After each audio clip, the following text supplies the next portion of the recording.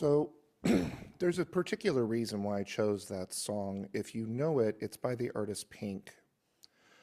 The lyrics of the chorus using some expletive, it rhymes with duck. Yeah, oh pretty, pretty please, don't you ever feel like you're less than perfect. Pretty, pretty please, if you ever feel like you're nothing, you are perfect to me.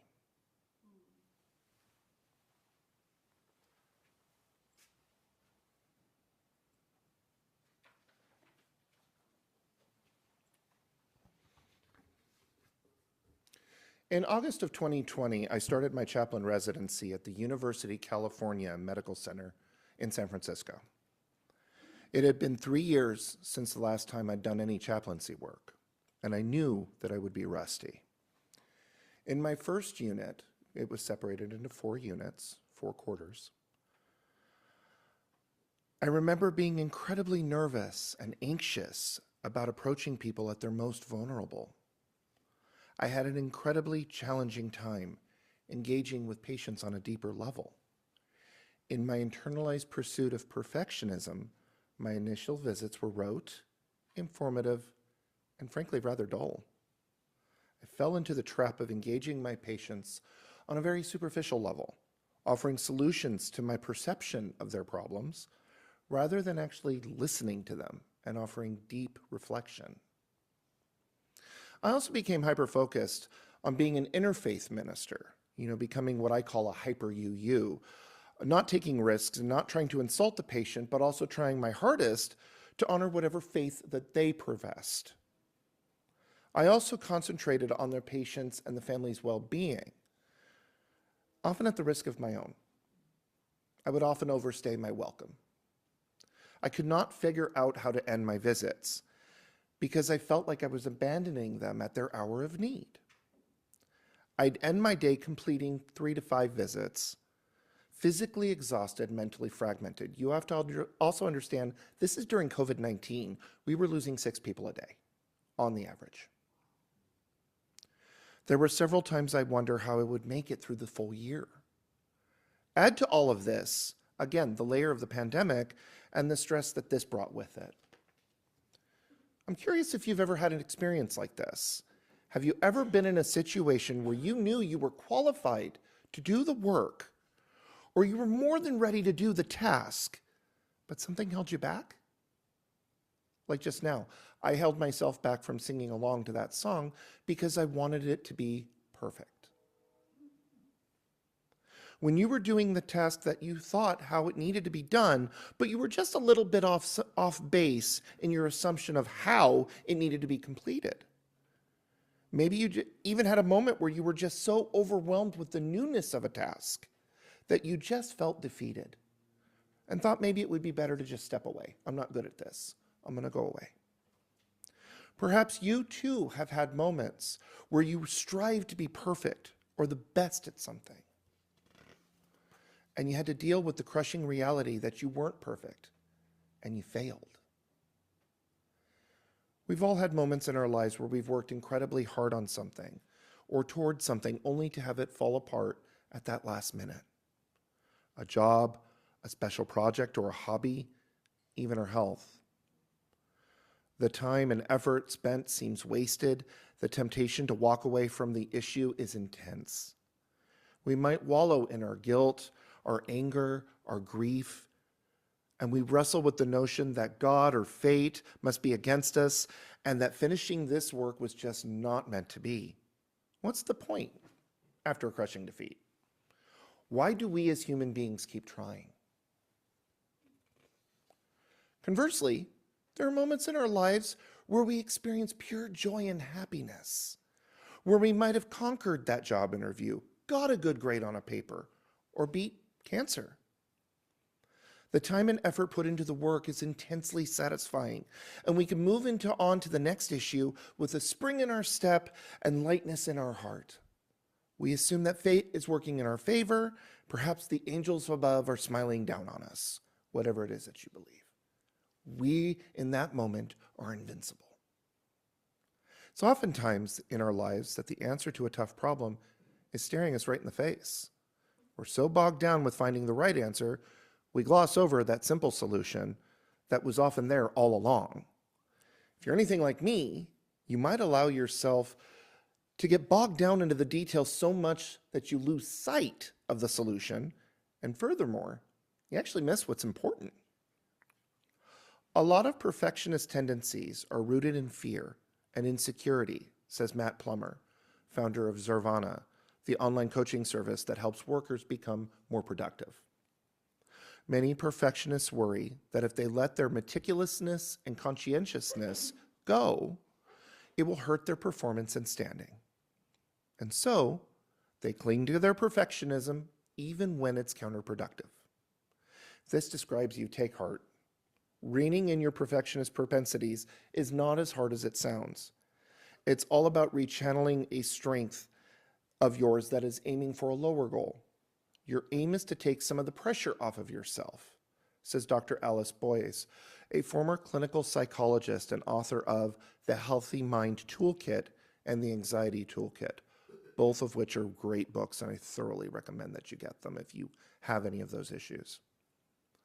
Of course, that's easier said than done, but the fact remains, if you genuinely want to be a high achiever, you're bound to do some things imperfectly.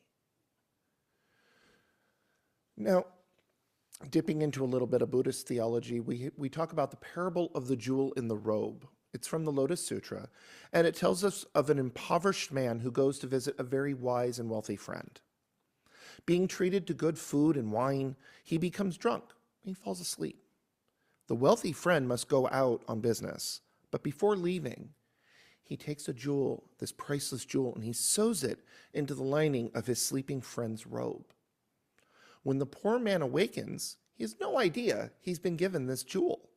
He then sets out on his journey to provide himself with food and clothing. He searches with all his energy, encountering great hardship. He suffers. Being always in want, he learns to be content with the little bit that he can obtain. Later, he happens to meet that old friend who is shocked at his poverty and says, why are you living like this? I gave you a priceless jewel. And he points out that right next to his heart was that jewel all along. The man realizes for the first time that since it was there, he's had it all along, it's been next to him, and he's overjoyed. In this story, that good friend, that wise friend, was represented by Buddha. And the poor man represents unenlightened humanity, us. And that is humans that are still suffering and not seeing the wisdom that is within. The jewel here represents the wisdom and enlightenment that he always had, but was content to live without. The poor man worked, and while his life was hard, he was ignorant to the existence of the jewel, the wisdom. He's content because that's all he knows. He suffers because of it. That man would have never learned that he had that wisdom, though, if he had not experienced all that he had. So it's kind of a catch-22, right? Got to experience the bad before you experience the good. So there I was, a new chaplain, overwhelmed, with a desire to do good, to do no harm, to be authentic, and to be perfect. I was an anxious mess. It was a combination of wisdom, though, from various sources, including my chaplain educator, my learning team, consisting of a Catholic priest, a Theravadan Buddhist, a Zen Buddhist, and a Pentecostal lay minister. Add me, the UU, and if we walked into a bar, it made a great joke. My spiritual director also, they all brought me into center, and in the interest of time, I'll paraphrase, they asked me, every single one of them asked me, where was I during my visit? Where was I? Where was I?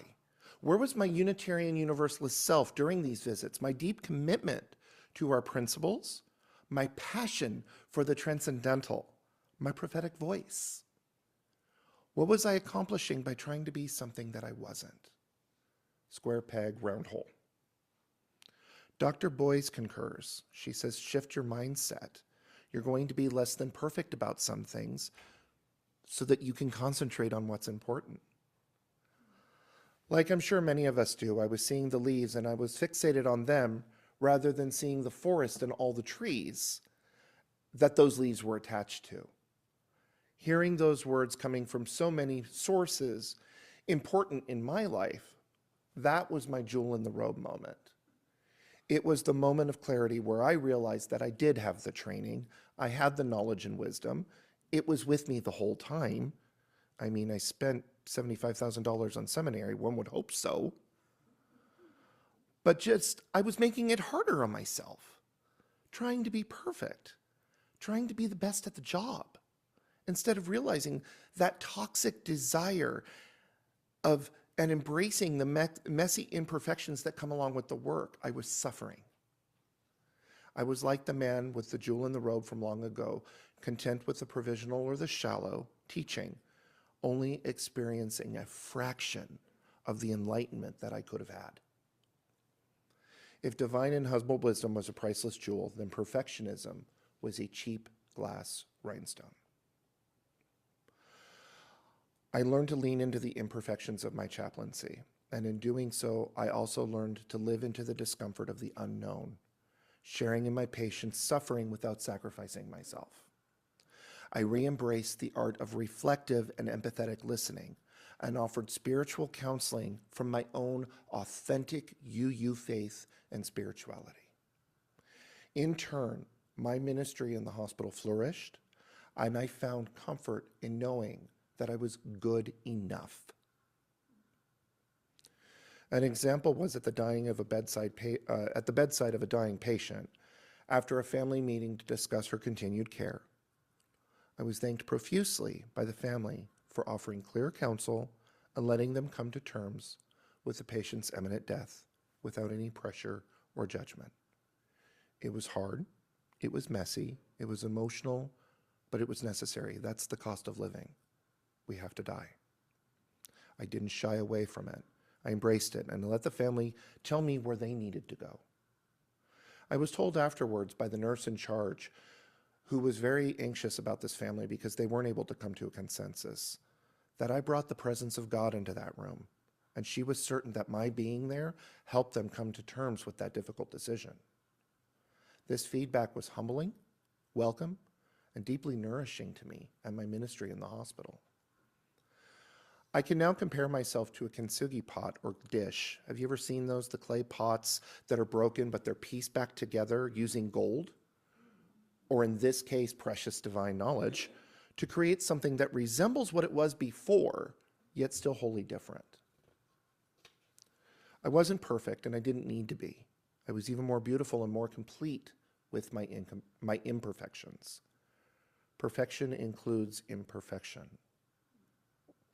Perfection finds a comforting counterpoint in shame. In a 2018 article for the BBC, Amanda Ruggieri tells us that the trouble is that for perfectionists, performance is intertwined with their sense of self.